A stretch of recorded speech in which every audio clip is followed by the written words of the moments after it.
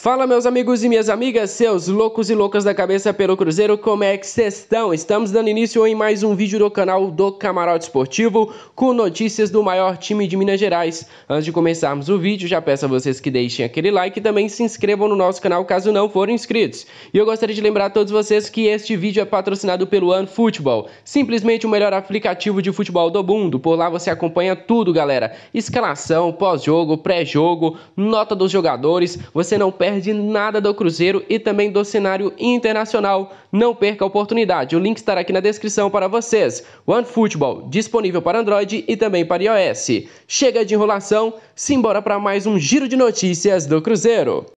O ex-presidente do Atlético Mineiro, Sérgio Sete Câmara, concedeu entrevista ao jornalista Jorge Nicola. E como sempre, o Sete Cruzeiro citou nós mais uma vez. Acho que não há uma vez em que ele dá uma entrevista em que ele não cita o Cruzeiro. Você pergunta do Atlético, ele fala do Cruzeiro. Você pergunta sobre o futuro do Atlético, ele fala sobre o futuro do Cruzeiro. Nem quando o cara deixou de ser presidente do Atlético Mineiro, ele parou de nos citar. E em entrevista ao Jorge Nicola, ele falou que daqui a algum tempo o Atlético Mineiro vai estar décadas na frente do América e também do Cruzeiro.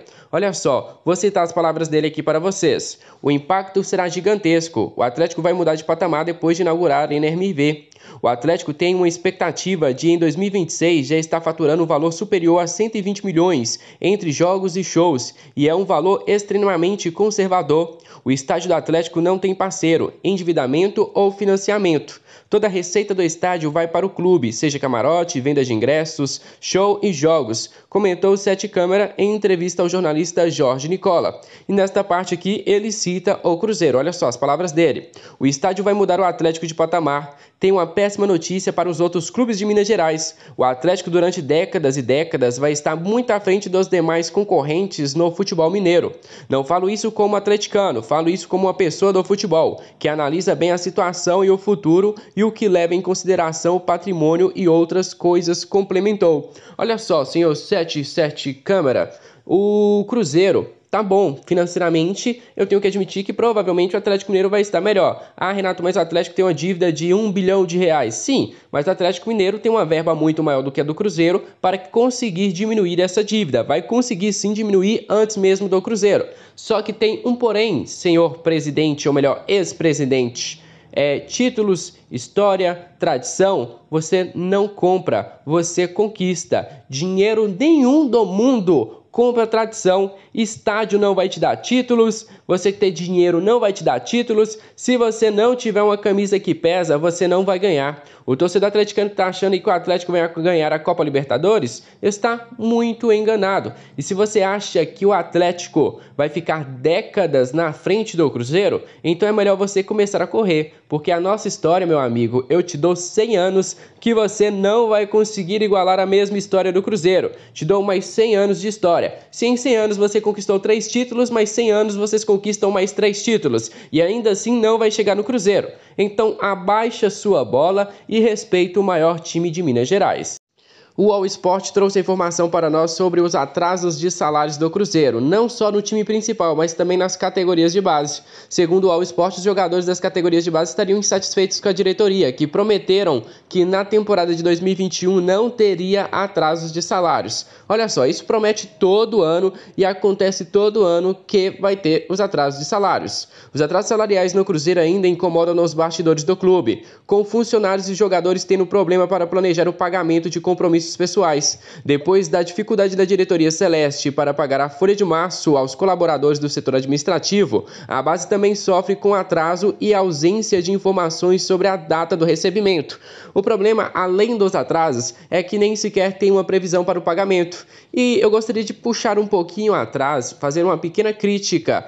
Quando o Cruzeiro fez a contratação do Jason Guzmán, e saiu aí a informação de que o Cruzeiro pagaria cerca de $1.200.000, que daria cerca de 6, 7 milhões de reais na cotação atual. E eu falei para vocês, olha, isso vai pegar muito mal internamente. Por quê? Porque o Cruzeiro está gastando dinheiro e mesmo assim tem os seus salários atrasados. Como é que você faz uma contratação deste porte sem sequer ter os salários em dia no clube? Ah, Renato, mas o investidor que ia pagar a contratação, sim, Mas antes do investidor ajudar o clube a manter os salários em dia, para que assim o ambiente continue bem, continue bom, do que você gastar em uma contratação. Eu tenho certeza que pegou muito mal internamente entre os jogadores do Cruzeiro fazer tal investimento e não pagar nem sequer o setor administrativo e as categorias de base. Olha só, por outro lado, nós temos o porém da pandemia. Não só o Cruzeiro atrasa os salários. Galera, é muito difícil hoje você manter os salários do clube.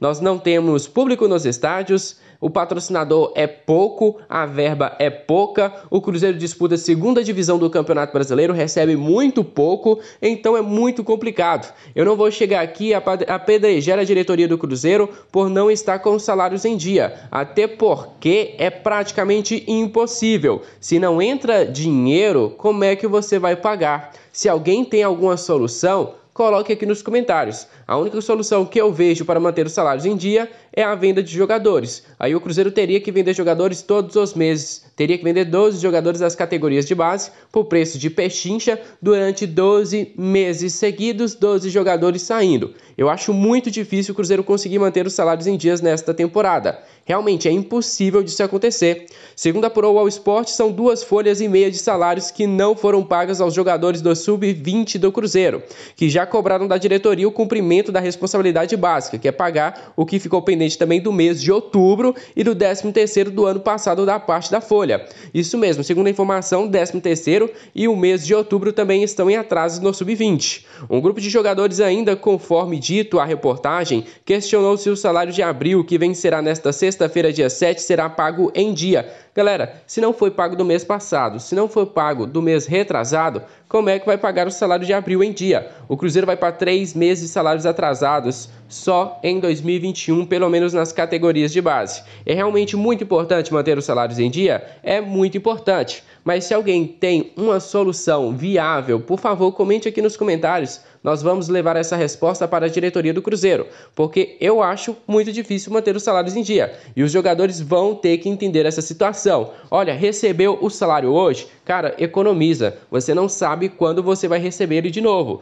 Infelizmente, é a situação atual que o Cruzeiro vive. É como eu falei para vocês, se um jogador quiser hoje estar no Cruzeiro, ele tem que querer ajudar. Ele tem que querer ajudar o Cruzeiro. Se ele vir apenas para ganhar dinheiro, ele pode ir embora porque ele procurou o lugar errado, porque aqui dinheiro não está sobrando. Vamos aguardar, esperarmos aí que a diretoria consiga meios para deixar os salários em dia. Lembrando a vocês, não estou defendendo só a diretoria, tenho que defender também os jogadores que têm o seu direito de receber o seu salário. Tem as suas dívidas que devem ser pagas o mais rápido possível. Na última partida do final de semana no Clássico Mineiro, o volante Adriano teve que sair no decorrer da partida, isso porque sentiu algumas dores depois de uma pancada que ele levou na perna.